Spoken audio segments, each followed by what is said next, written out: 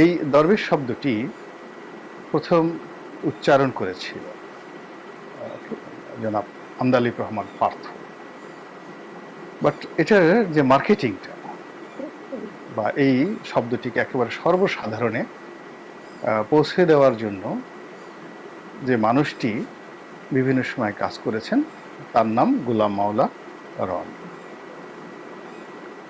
আর এই লোকটির বিরুদ্ধে প্রথম মানুষের অভিশাপ এবং ক্রোধ তখনই এসেছিল যখন আমাকে অসহায় করে দিয়ে, একেবারে মাহরুম করে দিয়ে সমস্ত রাষ্ট্রশক্তিকে ব্যবহার করে আমাকে জেলখানাতে পাঠানো হয়েছিল।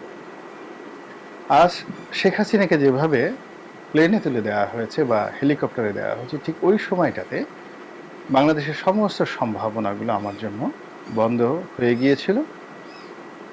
আমার শুভার্থীরা তখন কেঁদেছিল। আমি জেলে গিয়েছিলাম এবং সবাই তাকে দরবেশ হিসেবে আখ্যায়িত করেন।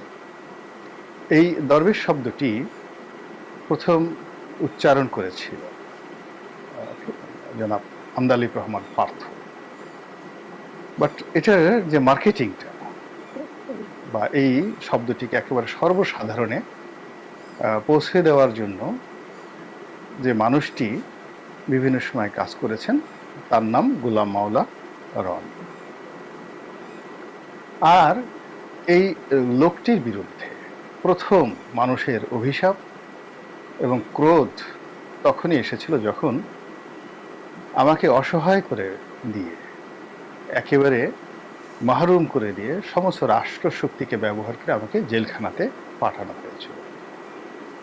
আজ শেখ হাসিনাকে যেভাবে প্লেনে তুলে দেওয়া হয়েছে বা হেলিকপ্টারে দেওয়া হয়েছে, ঠিক ওই সময়টাতে বাংলাদেশের সমস্ত সম্ভাবনাগুলো আমার জন্য বন্ধ হয়ে গিয়েছিল। আমার শুভার্থীরা তখন কেঁদেছিল।